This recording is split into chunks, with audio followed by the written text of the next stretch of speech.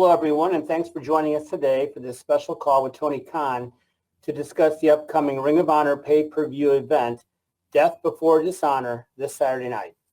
I'll turn it over to Tony now for some opening thoughts, and then we're going to open the lines for your questions for the next 45 minutes or so. So, Tony, you're up. Thank you very much, Jim. Thank you, everyone, for joining us today. I'm very excited about Death Before Dishonor this weekend.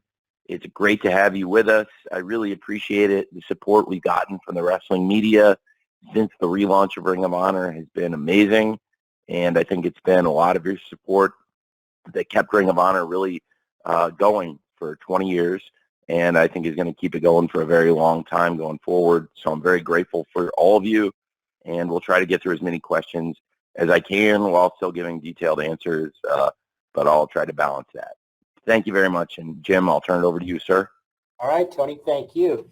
And thank you to everyone again for joining us. So we're going to start with Kenny McIntosh from Inside the Ropes, and following Kenny will be Jay Shell Nicole from Inclusive Creations. Again, we'll try to keep our questions as succinct as possible so we can get as many people on. But that said, we want to, obviously, we want you to ask the questions you want to ask. So let's keep all that in mind, and we're up and running. Kenny, you're up. Hey, Kenny. Kenny, you're muted. You need to unmute your line.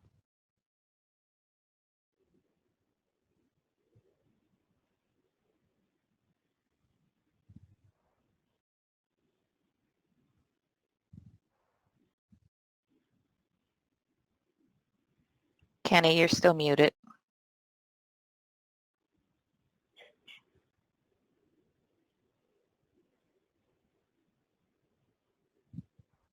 All right, Jim, we'll have to move on for now. Yeah, let's go ahead. Let's go to Jay Shell Nicole from Inclusive Creations, and then following Jay Shell will be Brandon Thurston from WrestleNomics. And Kenny, we'll see if we can regroup with you a little bit later. Jay Shell, you're up. Hi, Tony. This is Jay Shell from the Late Night Grin, SC Scoops, and Russell Purist. I'm so excited for this weekend show. I will be there live, and I can't wait. But I do want to ask about the ROH roster. We've seen some crossover between AEW and the ROH roster, and I'm looking to see if you have an ideal size for the roster, or if you're looking to just have AEW stars bounce from ROH, or have people even sign to ROH individually.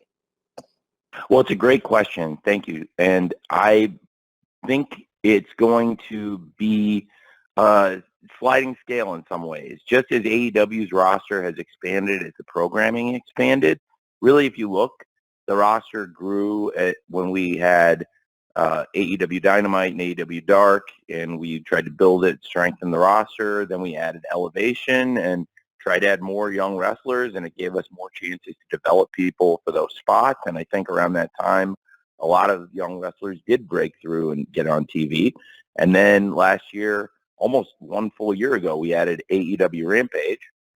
And with 3 hours of television compared to 2, then had to build and strengthen the roster more. And so with Ring of Honor, we haven't got the weekly TV going yet. I say yet because it is something that is important to me, and I really think we will get a weekly Ring of Honor show, but I'm not going to do it until the distribution deal makes sense and is right for everybody. And I think right now we have a certain number of key stars for Ring of Honor, as well as performers that will be really important in the near term and also for the long-term future. Some developmental stars for the future, as well as some of the key stars to the history of Ring of Honor are signed up. So I think right now it's not the biggest version of the roster, and I would expand it and add more people. And, because right now most of what you see with Ring of Honor is taking place either on these big pay-per-view events like we saw with Supercard of Honor and now Death Before Dishonor this weekend, and also wrestlers being involved in events with AEW, the two companies that I'm the owner and CEO of, and also with companies that we work with, like, for example, New Japan Pro Wrestling. So I think right now is not the biggest version of the Ring of Honor roster. It would probably expand once the TV gets going, if that makes sense. Thanks, Jay Shell. Next up is Brandon Thurston from WrestleNomics, and I'm going to follow Brandon with a write-in from Kenny McIntosh who couldn't get through. So I've got Kenny's question. Brandon, you're up. Tony, thanks again for your time. Hi, Tony. Thanks again for your time. Thank you. Thank you, man. Maybe this will be a little bit redundant to what you just said, but we've seen Ring of Honor storylines built up towards this pay-per-view on AEW TV.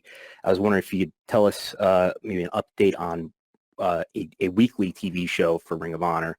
You've talked about having discussions with Warner Brothers Discovery.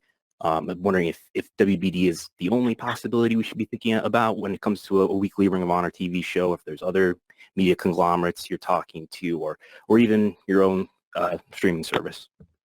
Sure. Well, I have talked to Warner Brothers Discovery, and I'm continuing to talk to Warner Brothers Discovery about it. I have worked with them now to get Death Before Dishonor on Bleacher Report, where it will be available this weekend. I think that's a really positive step. It's the first time Ring of Honor has worked with Warner Brothers Discovery, and I believe it's going to be one of the biggest pay-per-views in Ring of Honor's history. So I spoke to them yesterday, and they're really excited about this event, and there's been good pre-ordering. It's different pattern than AEW, but for Ring of Honor, this is going to turn out to be one of the strongest shows in their 20-year history of producing events. So I think it's a great way to start the partnership with this event, get Warner Brothers Discovery familiar with the Ring of Honor brand, which is happening. We've been in Atlanta this week, one of the home cities of Warner Brothers Discovery. A lot of the executives have come to the show and been around AEW, and also around a lot of the great Ring of Honor stars. So I think there's definitely appetite on both sides and interest. And like I said, we started things out together with our first pay-per-view event with Warner Brothers Discovery working with Ring of Honor, and hopefully I really would love to parlay that into weekly TV for Ring of Honor, which would be, I think, great for the wrestling fans and obviously great for everybody working with Ring of Honor. Brandon. Thanks. The next question is going to come from Kenny, as noted, and Chris Mueller will follow from Bleacher Report. Kenny's question is probably in the same vein, but let's ask it anyway to make sure we cover off everything on this topic, Tony. Kenny asks, he just wonders is the long-term vision for Ring of Honor to have its own TV show and only have ROH on AEW for an interpromotional type build pay-per-view, or will Ring of Honor maintain a presence on AEW TV long-term regardless? Well, that's a great question. I would like there to be interaction. I think the two companies can work together. I believe both companies would benefit from that, AEW and Ring of Honor. But I would like a lot of the primary focus on Ring of Honor to be on Ring of Honor shows going forward. But there's also a lot of positive things about having some of the people who are the champions in Ring of Honor being involved in AEW TV, and vice versa, having a lot of the AEW stars competing in Ring of Honor, including for the championships, which is contributed to, I think, a lot of the interest in Ring of Honor, frankly, because right now Ring of Honor has one of the strongest lineups of champions in pro wrestling. It includes some of the homegrown stars of Ring of Honor and also some of the top stars of AEW who've gone and competed there. So I think all of it blended together makes for a really interesting lineup. And in this case, for Death Before Dishonor, it makes for a really interesting lineup of matches this Saturday. I think AEW television could be involved in the promotion of Ring of Honor and cross-promoting Ring of Honor, and also to some extent, in populating Ring of Honor in terms of competition going back and forth. And I think it can benefit both companies. But I would also love to have the primary focus on Ring of Honor week to week be on Ring of Honor's own TV show that I'd like to get going in the future, TV or streaming or wherever it ends up, but definitely the right platform, the right deal for everyone involved. Thanks, Kenny. Thanks, Tony. Okay, as promised, Chris Mueller from Bleacher Report, you are coming up next, and Chris will be followed by Mike Johnson from PW Insider. Chris, you're up. Hey, Tony. Thanks for taking the time. Hi, Doc. So, hey, Tony. First of all, apologies if I've started something that ruined your Twitter mentions recently. And then, No, second, not at all. secondly, so the last ROH pay-per-view, the pre-show had 4 matches and the main show had 8. And AEW pay-per-views are always known for having roughly the same amount and close to a dozen matches. So far, we have 1 pre-show match and 6 main card matches announced. So I was just curious if you had plans to add anything between now and the event. Yes, I definitely do. We will definitely add some matches between now and then, and we'll have more information tomorrow night on AEW Rampage about Death Before Dishonor, and also, on our social media and Ring of Honor accounts leading up to the event. So tomorrow night on Rampage, we'll have a bit of an update, but we'll definitely be adding some stuff between now and then to the Death Before Dishonor and 0 Hour cards. Okay, thanks, Chris. Yep. Thanks, Tony. And the length, and by the way, it's a great question, Doc. The length is going to be the same as it was for Death Before Dishonor for the pay-per-view and the 0 Hour.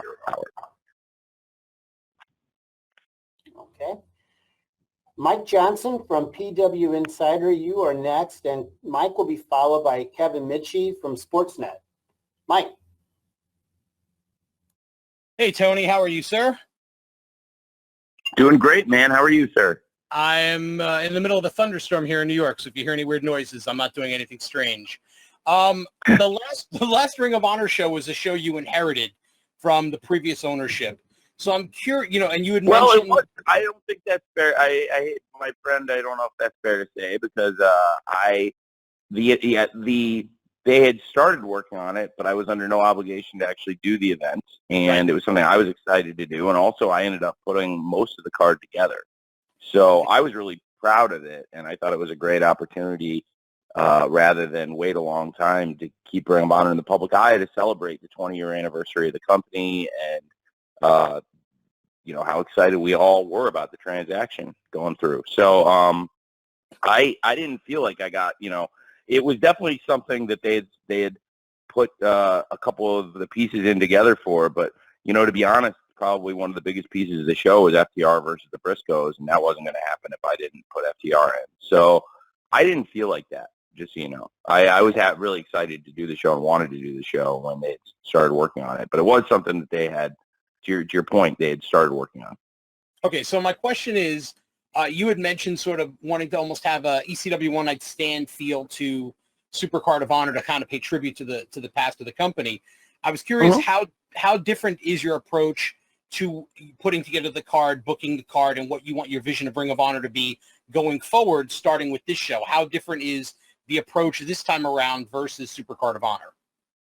Great question. So you're totally right about how I felt about that show that was a transitional show into a new era. This next show is different. I mean, we're still in a transition, but now I believe people know a lot more what to expect. I think we gave people a feel of what the new Ring of Honor is going to be, and a lot of it is very similar to the old Ring of Honor and echoes the old Ring of Honor, whether it's the familiar voices of Ian and Caprice and Bobby, or a lot of the great wrestlers you saw up and down the card, on the main card and the 0 Hour. And I tried to keep a lot of things consistent. One thing, if anybody was going to ask the Cubs fans question, the great Lucha blogger, I definitely am going to bring back the Ring of Honor Pure Scoreboard for the pay-per-view for Yuta versus Garcia. It's a great point. And a lot of the feel of the show, hopefully for the longtime Ring of Honor fans, it's going to make them really happy. And also, I know for a fact we're making new fans to some extent, through using AEW's widespread television penetration, and also people just who were aware of Ring of Honor and hadn't gotten pushed to check out the events one way or another. So I think this will be much more of an established thing, and less of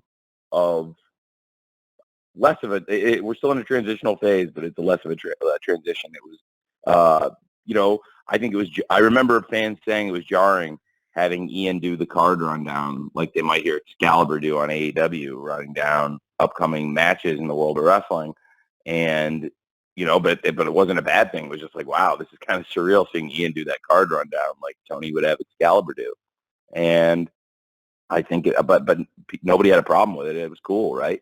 So I think people have a better idea what to expect after Death Before Dishonor in a very good way, because from everything I've seen, Death Before Dishonor was been one of the best reviewed wrestling shows of the year. Or excuse me. Super Card of Honor was one of the best reviewed wrestling shows of the year, and I think Death Before Dishonor is going to be hopefully even better. And on paper, I think the card is even stronger. So I'm really excited for Saturday, and I think hopefully anybody who enjoyed Super Card of Honor would really enjoy this pay-per-view. And if you haven't seen Super Card of Honor yet, it's definitely worth going out of your way to check out, because like I was just saying, it's been, I think, one of the better reviewed shows of the year. Thanks, Mike. Indeed. Thanks, Mike. Thank you, Tony. Kevin Mitchie from Sportsnet, you are up next. I'm going to follow Kevin with a write-in question from Ricardo St. Vilas from the Mixed Tag Show. Kevin, you're up. Hey, Tony. Greetings from Toronto, Canada. And Hi. Hi. Hello. I was just going to ask you about Ring of Honor touring, and if there was an idea in your head about whether you wanted to do independent touring with Ring of Honor, or if it would be kind of a soundstage sort of thing, shooting weekly TV, should you get a deal. And if you tour, would you want to hit big cities, or would it kind of be focusing on smaller cities throughout North America? And I say North America because maybe that would include Canada. Yep. It's a great question. I suspect that there are a lot of great venues that we could tape at. People have brought up Universal Studios. I think it's been great for AEW Dark. That could be good, but on the other hand, it could be good to keep it distinguished.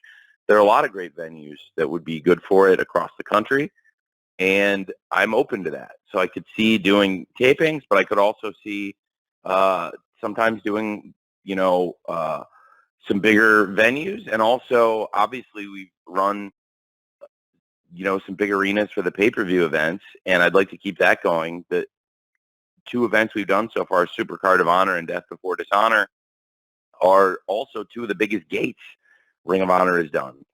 And probably about 90% of the tickets we sold for Super Card of Honor were after we announced the purchase and after I started putting matches on the pay-per-view. So I do think we've gotten a lot of renewed interest in Ring of Honor, where there is definitely potential to go run bigger venues, not just for the pay-per-view, but also for some of the big TV events. So that's something to keep an eye on. So I wouldn't just say I'd be committed to only doing one fixed thing. I think we could, look at a number of different venue types for Ring of Honor. And so far we've been able to draw bigger crowds for Ring of Honor for our first two shows than, most Ring of Honor shows in their 20-year history, other than a select few. So I think that bodes really well going forward also for the brand. Thanks, man. Thanks, Kevin. As promised, I've got a write-in question, Tony, from Ricardo St. Vitas of the Mixed Tag Show. Ricardo's question is, with Ring of Honor and AEW working under your umbrella, is there a possibility of a hybrid six-man titles or women's tag team titles that is featured on both shows? Well, the titles, I think, are going to be kept separate. I wouldn't have a hybrid championship or any hybrid championships, I think, between AEW and Ring of Honor. For example, the AEW All-Atlantic Championship is a belt that has been defended outside the country versus wrestlers outside of AEW, and then Pac or whoever ends up retaining the title in his upcoming defenses, the champion will return to America and defend that title against AEW wrestlers. And I also think a lot of the AEW championships have been defended, outside in other companies against other wrestlers, and we've seen championships from outside AEW defended here. But as far as having a hybrid championship between two companies, I probably would not do that, but I would have the champions of AEW and Ring of Honor continue to fight each other in their respective companies and in other companies like New Japan Pro Wrestling and other companies we've worked with, AAA, and a number of others. Rev Pro now in England is a great example of that with the All Atlantic title also.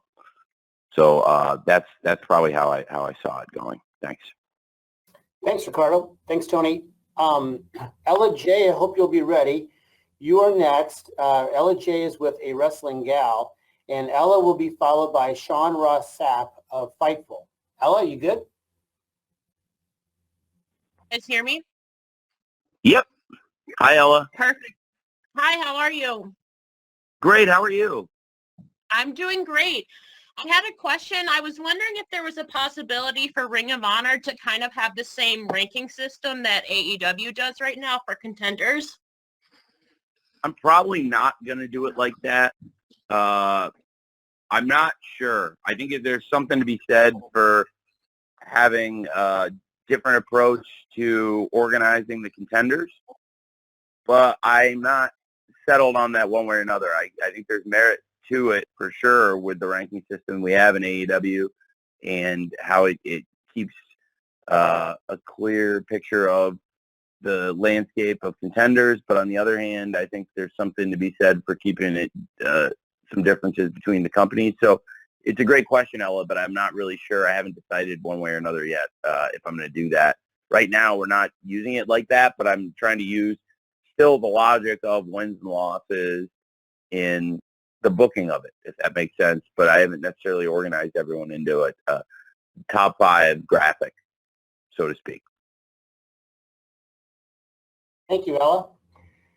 Sean Ross Sapp from Fightful is next, and Sean will be followed by Trevor Robb, a write-in question from Post Media. Sean? Hey, Tony, we've heard about several wrestlers that are signed to AEW via ROH and maybe some contingencies there. Are there any talent that we don't know about that are actually signed to the company that have been used, maybe aren't on TV at the moment, that you have signed to full-time deals with ROH? The Briscoes. That's interesting. The Briscoes is a great example of that. The Briscoes are under contract to Ring of Honor and a long-term contract. And I think there are some other developmental wrestlers, but really the key, probably the biggest names that are exclusively signed to Ring of Honor are the Briscoes. And they are some of the biggest names in Ring of Honor history. They're Hall of Famers. And there are some others, but I think that would be a great example of a key act where they haven't really appeared in AEW yet, but they are signed to Ring of Honor and me. Thank you, Tony. Thank you, Sean. I've got a write-in question here I'm going to read, and then I'll have another, we'll call on somebody after Tony answers this question here from Trevor Robb from Post Media. Trevor asked you, Tony, AEW has a plethora of newly designed championship belts, the evolving TNT title and the brand new All Atlantic title. Will we be perhaps seeing new championship belt redesigns for our Ring of Honor titles? That's a great question. I'm open to new designs, new championship belts. Obviously, we're just getting started. It's our first few months here and officially running the promotion, and this is the first pay-per-view where I've been the official owner. We were in the process of finalizing the transaction on the last show, so I was the booker and the interim owner, so to speak, and we actually did, as we did the deal, we kept the profits from that show. It was after the time of the letter of intent, so everything after that going forward, I took over the business operations, but still, in some ways, it feels really final now, not having any obligations under the offer sheet, the term memo, anything like that. It's all done, closed, and so it's pretty exciting. We'll see. But yeah, going forward, we'll have to think about that. Very good. Thank you, Tony. Thanks for the question, Trevor. Okay, Mike Mcguire from TSN Radio is up next, and Mike will be followed by Sean Radican of PW Torch. Mike, you good to go? Tony, how are you? I'm doing great. How are you?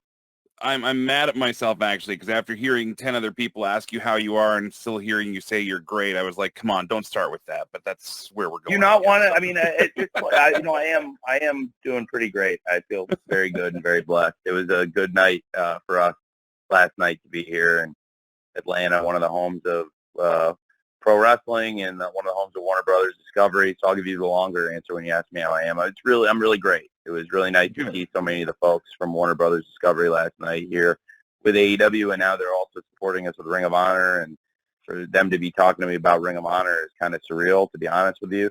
Because just a few years ago when we were getting this thing off the ground with AEW, and now here we are doing Ring of Honor together. So thank you for asking, and I'm doing great. Awesome. I appreciate that. So sticking with the topic at hand, you're obviously the pay-per-views this weekend. Like you said, it's your first one outside of anything that was pre-promoted with the previous ownership group. Now that the ball is firmly in your hand, there's nobody else touching this thing. I guess, how are you feeling balancing this show out with everything else that AEW has been doing? Because you've done some great cross-promotion with Impact Wrestling. You've done some great cross-promotion with New Japan Pro Wrestling. And now you're going to be focusing on two of your brands. Is it still easy for you to prioritize these two, or is it still kind of up in the air? We're going to see how everything lands at this point.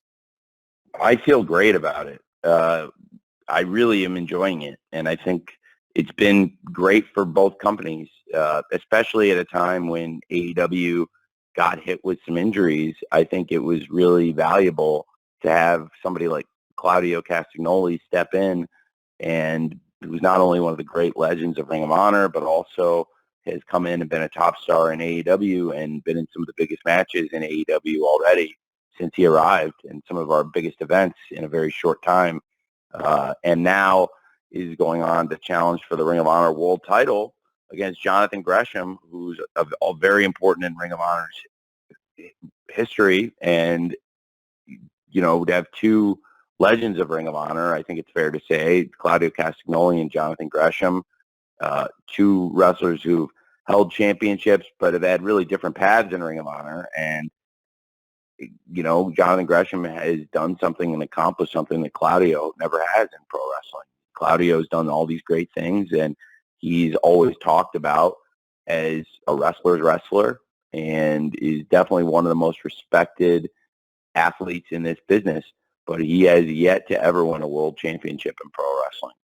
And it's something that's eluded him everywhere he's gone, and Jonathan Gresham has not had that problem. Jonathan Gresham's been a great champion for Ring of Honor and has continued to be, and I think it's a great example of trying to integrate a wrestler from Ring of Honor into the AEW programming. I've enjoyed the matches he's had in AEW, and I've obviously loved the matches he's had in Ring of Honor too. And I think it's going to be a great match, a great clash of styles in some ways, but on the other hand, two similar styles in some ways from two athletes who are very differently physically built. And I'm really looking forward to Ian and Caprice calling this. I think Ian did a great job putting some thoughts down, not exactly on paper, on Twitter, put some long thoughts down and long-form thread breaking down some of the physicality, some of the psychology behind Claudio versus Jonathan Gresham. And that's one match I'm interested in particular. And I also think it's a great example of the roster of AEW and the roster of Ring of Honor having some fluidity. And then there's some wrestlers from AEW who have never, probably would never appear in Ring of Honor. And also now we've had some wrestlers from Ring of Honor who are exclusive to there. So right now I think it's been a good pattern for everyone. Thank you, Mike. If that makes sense. Thanks, Mike. Sean Radican from PW Torch is up next, and Sean will be followed by Stephanie Francombe from Steel Chair. Sean? Hey, Tony, how are you? I'm awesome, man. How are you, Sean? I'm good. I'm excited about the show this weekend, and I wanted to ask you about, promoting the show. There's been stuff on AEW Dynamite, but also some really good video packages with, Caprice Coleman moderating the Briscoes and FTR, and Ian Riccaboni being used for the Jay Lethal and Samoa Joe match this weekend. And they really captured the, kind of the feel of ROH and what it's about in my eyes. Can you talk about, is this representative of, you're booking 2 shows? What's it going to be like once, or what do you anticipate it being like once TV starts? And you think the 2 shows are going to, Dynamite, has its own pace, but it seems like ROH now has a real shot to have a different feel. And personally, what's that like? I'm sorry, this is long-winded, but what's that like for you to, develop, ideas for the 2 shows and have 2 distinct feels for each show? Well, it's a great question, and it's not long-winded at all, Sean. You have to remember who you're talking to. So I give what you get. Your question was not long-winded in any way, and I hope I'll try to not make my answer like that. But it's a great question, a great couple questions. So I appreciate you saying that. I think the video packages that we put together, they have a different feel than AEW. We've got some different hosts that I think add to the presentation. You mentioned the great jobs that Ian has done, and in particular Caprice recently, for example, with FTR and the Briscoes, and some of the videos that Caprice has done in the lead up to the pay-per-view. I think they do a great job. So in particular, having different hosts has added to it. Now having Ian and in particular, again, Caprice appear on a regular basis on AEW TV. They've been on Dynamite, and Caprice has been on Rampage a lot. And I think it's been great. And I do think that's helped build an audience in some ways for Ring of Honor, but also show that Ring of Honor has a different voice and a different presentation. I think that'll continue into the television. The pay-per-view, like I said, Supercard of Honor was incredibly well received, and now I'm really very optimistic that Death Before Dishonor this weekend is going to be a great, great pay-per-view, and again, can hopefully show the kind of feel that we're going to have for Ring of Honor, and it's a different pacing and even a different pay-per-view structure in some ways than we've done with AEW, where this pay-per-view, has got a different length and a different feel. And I do think that it's going to be positively received. I'm hopeful, but I also think that it'll give people another flavor of what to expect. And you'll see the Ring of Honor pay-per-views. They're just a little different from the AEW pay-per-views, still great. And hopefully that'll continue into TV. They'll have 2 distinctive feels for the shows, I really believe. And I hope you'll enjoy them. There are some people I know, some wrestling purists who I've told that they're really going to enjoy the Ring of Honor shows. Like a great example, like my friend Rick Rubin, who is just an awesome guy.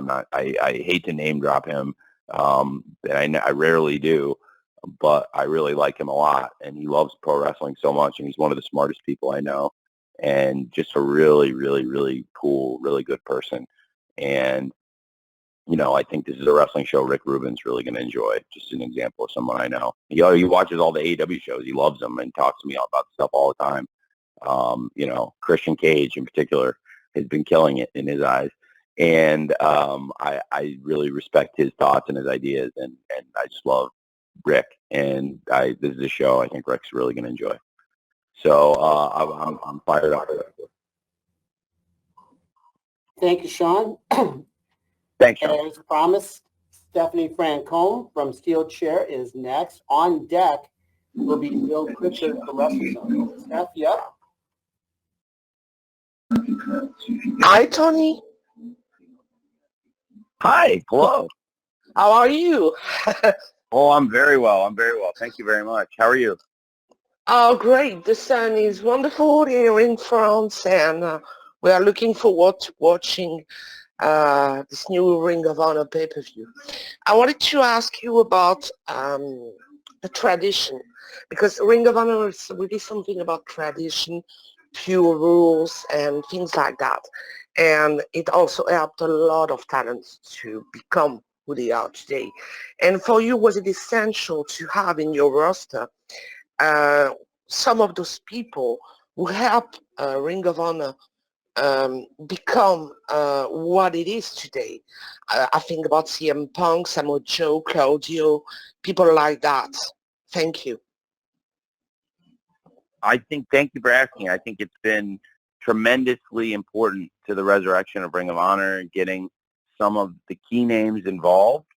I think Final Battle, AEW had very little to do with the event, but I wanted to help out because, like I've shown with a lot of other wrestling companies, when the chips are down, if somebody needs help, if it's not going to hurt AEW and if it's going to help them but not hurt us, I'll generally do it.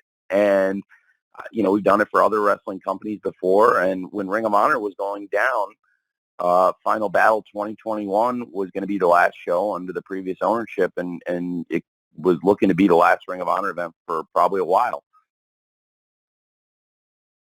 And they came and reached out and were interested in having some of the legends of Ring of Honor, like the CM Punk, Bryan Danielson, Adam Cole, who are three of the top stars in AEW. Of course, all of them have been out injured, and I'm optimistic we'll get all three back, hopefully soon, and it'll make a huge difference in AEW. Not to get totally sidetracked talking about AEW, but there are three of the great legends of Ring of Honor, and at the time of Final Battle, they were all on fire in AEW. I mean, in December, that's the stuff that was carrying us into the TBS era. The three programs that really got AEW through from TNT to TBS transition, in my opinion, and really just looking at the data, were the CM Punk versus MJF, the Hangman Page versus Bryan Danielson, and the Orange Cassidy versus Adam Cole programs, which all three did great every week. And Punk, Danielson, and Cole at the time, huge part of the AEW TV every week, but also three legends who had very different careers and had huge accomplishments, each of the three of them in Ring of Honor. And of course, Punk and Danielson are two of the original four Ring of Honor Hall of Famers in that inaugural class. So I was happy to have them do the video packages, and I think it did add a lot to the presentation of Final Battle to see a lot of those stars talking about how Ring of Honor was important to them. They also, as has happened so much in all sports, including pro wrestling, their show got disrupted by COVID, and they needed a replacement for a main match on the show. And so Jay Lethal is another one of the greatest wrestlers in Ring of Honor's history, and he was in AEW. It just started with us, and I sent Jay Lethal to work that show, which is now very fitting because here's Jay Lethal in the new Ring of Honor. Talk about one of the greatest wrestlers in Ring of Honor history and the longest reigning television champion in ROH history, and to have the longest reigning world TV champ in ROH history, Jay Lethal, challenging the Ring of Honor TV champ, Samoa Joe, who is in his first reign as the TV champ, but is also one of the most accomplished wrestlers in Ring of Honor and is also one of those initial 4 Hall of Famers. So it's very cool getting these wrestlers involved in Ring of Honor. I was happy to do it, honestly, before we had anything to do with it. And there was a decent chance we weren't going to be the ones that ended up buying this company. But I that's not why I did it. I thought it was the right thing to do, and they asked. And, when I've asked people in wrestling for favors, people have helped me out. But generally, to be honest, probably more so, I get asked all the time for stuff, and I mostly, when I can, try to accommodate it. That was one of those times where I'm glad we did. And so it's been I think important to the relaunch and the new Ring of Honor to have this feel that there's some of the great stars are coming back. I think Ian summed it up in the thread he put together probably better than I've seen anybody else say it. That, like, last year, Ian and Caprice would have these conversations, and Ian would say, how would Samoa Joe fare now in this Ring of Honor? How would Claudio fare in this Ring of Honor? Well, this weekend you get to find out for yourself. You get to see a lot of the young stars that have come up in this Ring of Honor today and in recent years against some of the greatest stars in the 20-year history of Ring of Honor who've gone on and had left and now are back because Ring of Honor is stronger, in my opinion, than it's ever been before now after 20 years of history, and it's crazy how it ended up here. But I think it's a great question, and I believe it's been a really big part of the success of the relaunch is bringing back some of the biggest stars of Ring of Honor while also keeping a lot of the people that kept Ring of Honor going in recent years involved in the show. Thank you. Thanks, Stephanie. Bill Pritchard from WrestleZone, you are up next. Bill will be followed by Max Everett from Sportskeeda. Bill? Hey, Tony. Everybody already asked you how you are. You said good. So are you looking forward to anything at Comic-Con being revealed this weekend? Yeah. We are going to have hopefully some good news at Comic-Con, but I'm not sure yet if it's going to go through, but I'm hopeful that it will. So that would be great. And so I'm optimistic we'll have some news at Comic-Con, but I can't say for sure yet just because of the unpredictable nature of the things I could be announcing, if that makes sense. I want to be there. It's hard, but in some ways it's why we have such a great team.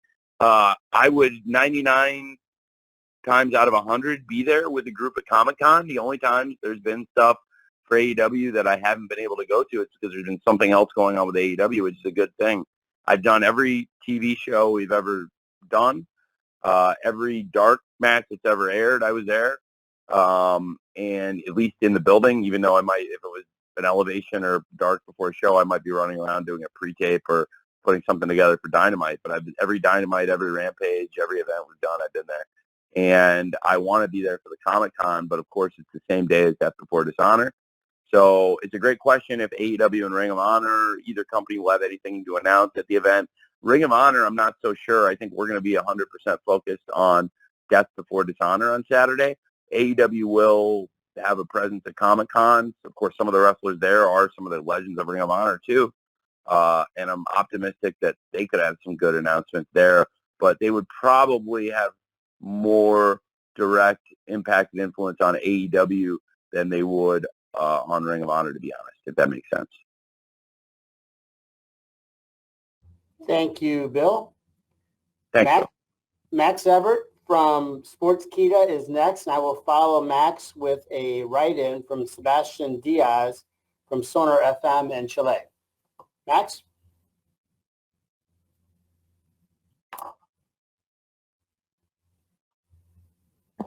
Max, you're muted. You need to unmute yourself.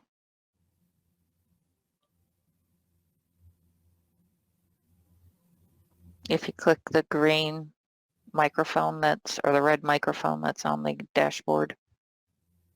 Thank you, Rob.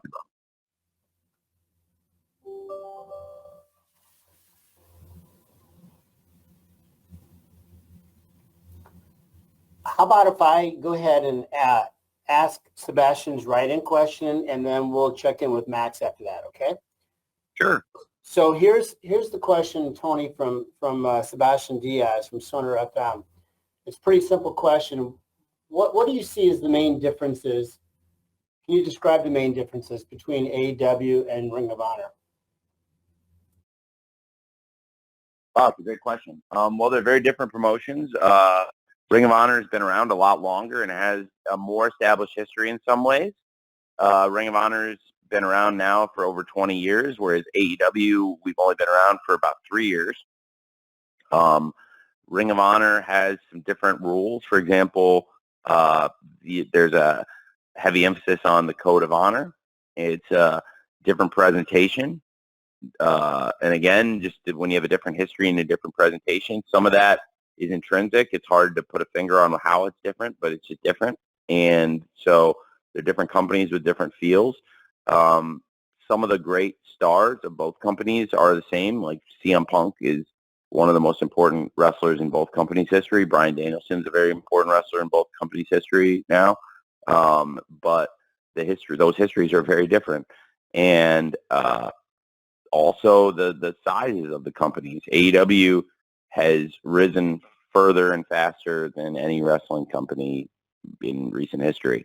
And, I can get into many debates about the business of this stuff, but the bottom line is the numbers, probably the numbers we've done on pay-per-view and live attendance are the things that probably translate historically the best, because they're not going to be impacted by the cord cutting or the fragmentization of cable or various other factors. But I think when you look at the live attendance numbers AEW has done in our first 3 years and as of today in 2022, and the pay-per-view numbers that we've done and continue to do that have been stronger than ever in the past year, nobody's really done those numbers outside of WWE in this business since WCW. WCW at the peak of the wrestling business, had done bigger numbers, but I would say in the early to mid 90s and the late 90s into 2000, the numbers we're doing are very consistent with numbers WCW did, and that was a huge part of the wrestling business. Now, when the wrestling boom really got going, I think the place of WCW in history is historic, and it's very different. But the business we're doing right now is also significantly stronger on pay-per-view, and the revenue higher and the live attendance higher by a wide margin than WCW in the early to mid 90s and frankly into the late 90s and early 2000s. So I think AEW's place in wrestling history is pretty significant, because AEW should be known as being the strongest challenger promotion, the strongest wrestling promotion other than WWE. That's why I say it's a challenger promotion, but I'm just spelling out who the person you're challenging is when you're competing in the wrestling business in North America or the world. And I think AEW, it's very fair to say, is probably the strongest challenger brand in wrestling in 2 decades. They're very different promotions. Ring of Honor had risen to great heights, and I think when we purchased them, it would be very fair to say this was not the high period for them. And what's really exciting now is just in a few short months that I've been booking the shows and that we've been working with Ring of Honor and AEW together, we've seen more interest in Ring of Honor than there has been in many years. And I would say right now, it's very fair to say, is the peak of interest in Ring of Honor. This will be the strongest back-to-back pay-per-view performances in Ring of Honor history by far. And these are 2 of the biggest live gates that Ring of Honor's ever done for these 2 cards. This one is bigger than the last one.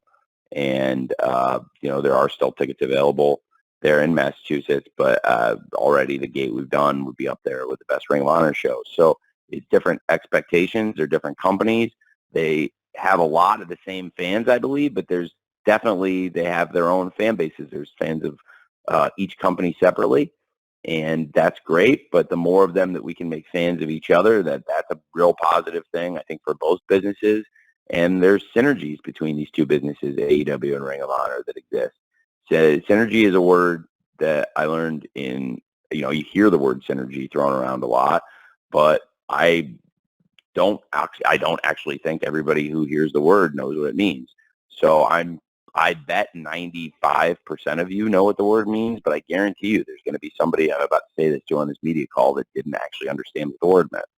Synergy is when you have 2 things separately, say peanut butter and jelly, and they're great separately, but when you put them together, they're stronger than just A plus B. Like the combination is better than what it should be in many ways. And so the synergies of them together are stronger than they would be separately, or if you just add to them together. A plus B as a compound is stronger than just adding up A and B.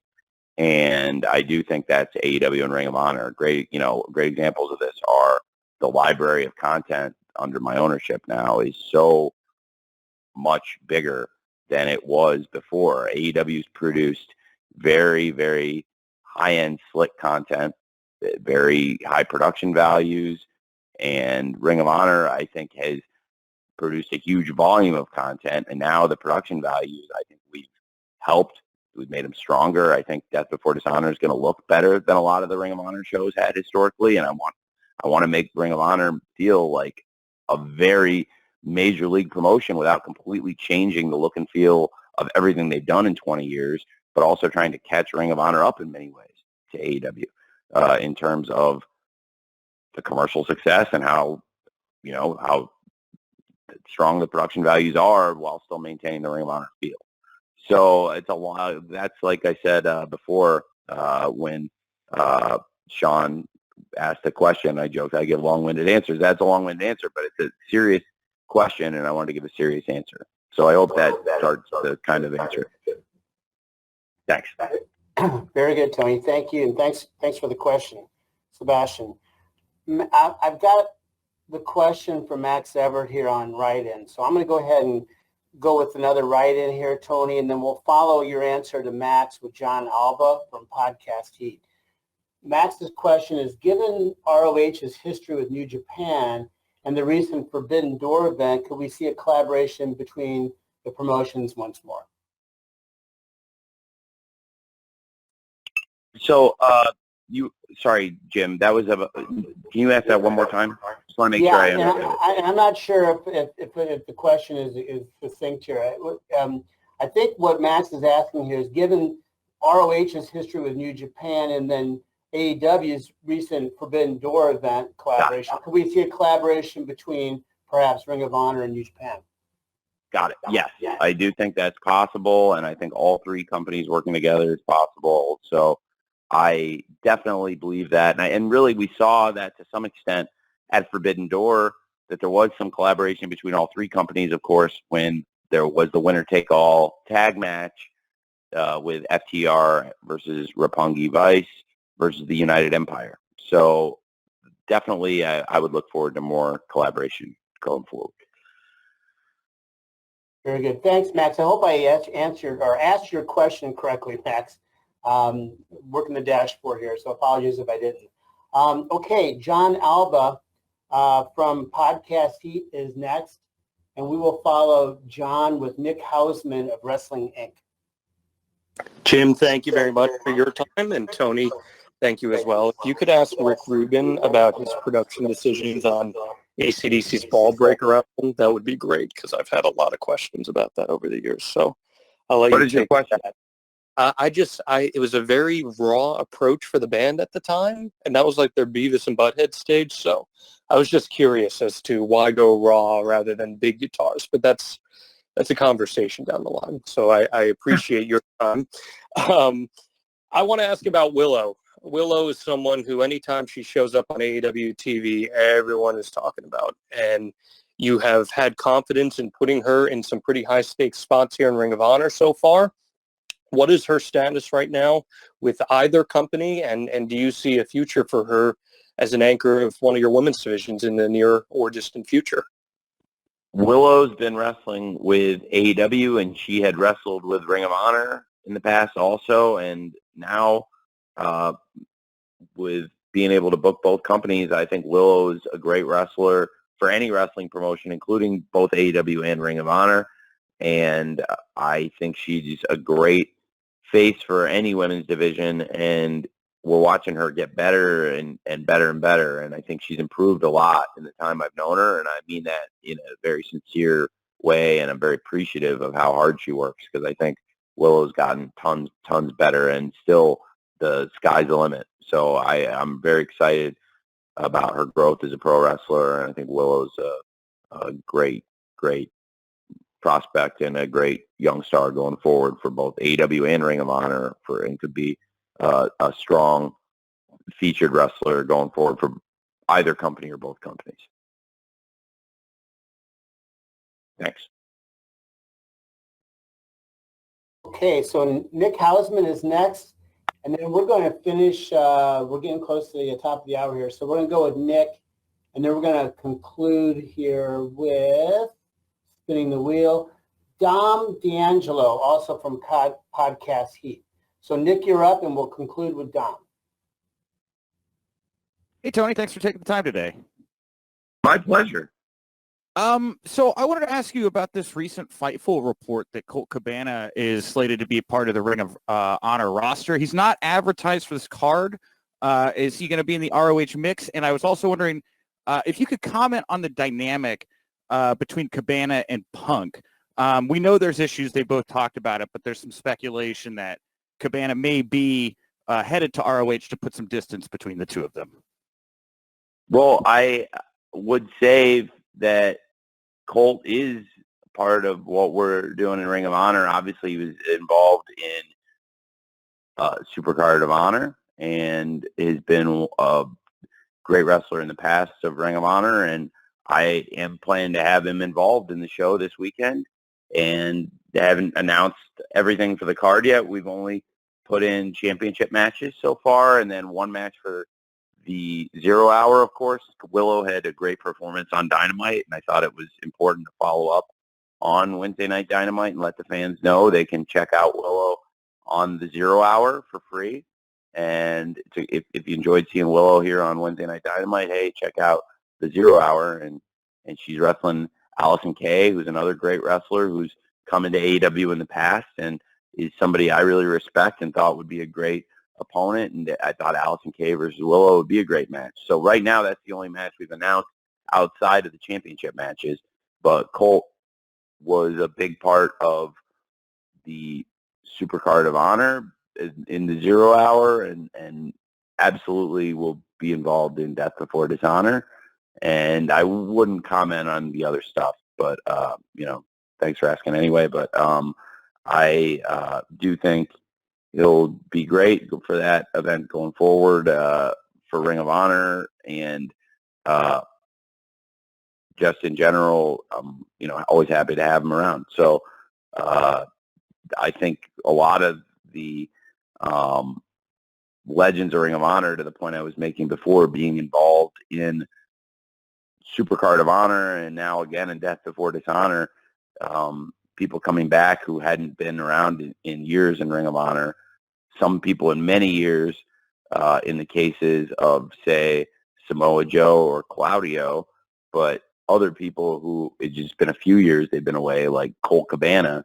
I think all of that has led to an increased interest in Ring of Honor, all these people coming in, and Colt Cabana is definitely somebody that's going to be involved in Ring of Honor. Thank you, Nick. Thank you, Tony. And to bring us home, we have Dom D'Angelo from Podcast Heat. Dom, you're up. You're the last one.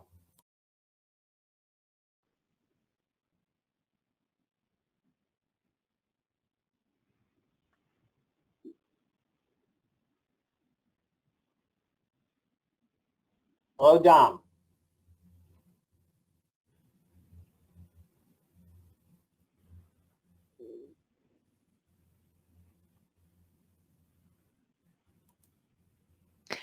I can't get Dom unmuted. Okay. Well, let's see here. Let's see if maybe we can squeeze one more in. I'll tell you what. Sure. I've got a write-in. How about that? Let's end with a write-in, and then we'll close it. It's a good write-in question here from Isa Ramos from Lucha Libre Online. Very excited for this show. How is it booking two separate companies, and what's the decision process to figure out what ROH talent to feature on AEW television? Well, I really appreciate the question, and I really enjoyed the booking of both companies, and I think it's been great having a lot of the great wrestlers involved that have straddled both promotions. In particular, Samoa Joe, before he got knocked out of action, having him being involved in both companies. I mean, he's one of the greatest wrestlers in the world, and certainly a legend in Ring of Honor, and having him involved now in AEW too is great. And I'm really excited about him finally making a return this weekend at Death Before Dishonor, defending the World Television title against Jay Lethal in what I'm sure is going to just be an awesome match. And I absolutely have followed Ring of Honor. I've enjoyed Ring of Honor and been a fan of Ring of Honor during its history. And it's very different to go back and try and pay tribute to the history of another promotion versus AEW, where I try to pay history to all of pro wrestling and try, I think AEW is the home of pro wrestling on TV. And, whether it's bringing in some of the old legends of wrestling and paying tribute to them, and their past accomplishments, or honoring our own history in AEW, things that have happened in our 3 years. It's important to me, but it's also our own homegrown history. It's very different than taking over Ring of Honor, and reimagining a company that has had a great history and has a great legacy in pro wrestling. So it's very different, but I really enjoy it, and I think that there's a great balance between the two. It's different than when we started doing Rampage and doing a second AEW TV show versus booking a second promotion, but it's a lot of fun. Thanks for asking that. Jim, I don't know if did you ever, the person who couldn't get their phone unmuted, did they ever get it fixed? I think we just closed the panel, if you will. So right here at the top of the hour, Tony. So we got to get Easton in there in place. So hopefully we've accommodated everybody sufficiently here. How's that sound? Well, great. Yeah, it's good. Well, I'm really glad to be able to talk to everybody today, and lots of great questions. Thank you, Jim, for getting this set up. Thank you, Mandy and Robin. I really appreciate everybody taking the time to talk about Death Before Dishonor. Hopefully a lot of you are going to make it up to Lowell after the event or get a chance to watch it on TV or streaming. And I'm just really humbled by how much interest there's been in the new Ring of Honor, and I'm really excited for the future of Ring of Honor and for AEW. And without all of you great folks in the media and the coverage you provide, disseminating all the information, and giving your thoughts to the fans around the world, you power pro wrestling, and the wrestling media helped bring me to pro wrestling over 30 years ago. And I know a lot of you grew up with the wrestling media, and now you're a part of that same wrestling media, and it's really great. And I appreciate your time, and thank you for taking the time to talk to us today about Death Before Dishonor. Thanks for that close, Tony, and we'll just echo on our end to thank everybody. We are at the end of our time, but we're very, very grateful. And as always, as you know, we provide an audio file of the presser that you just attended. So we'll be doing that shortly. So be looking for that, and we hope to see you in person on Saturday night. If not, we know you'll be tuned in, and for that, everyone at Ring of Honor is extremely grateful. So again, thanks a million for attending, and best wishes for a good rest of your week and a great weekend ahead here with Death Before Dishonor. Thanks, everyone. Thank you.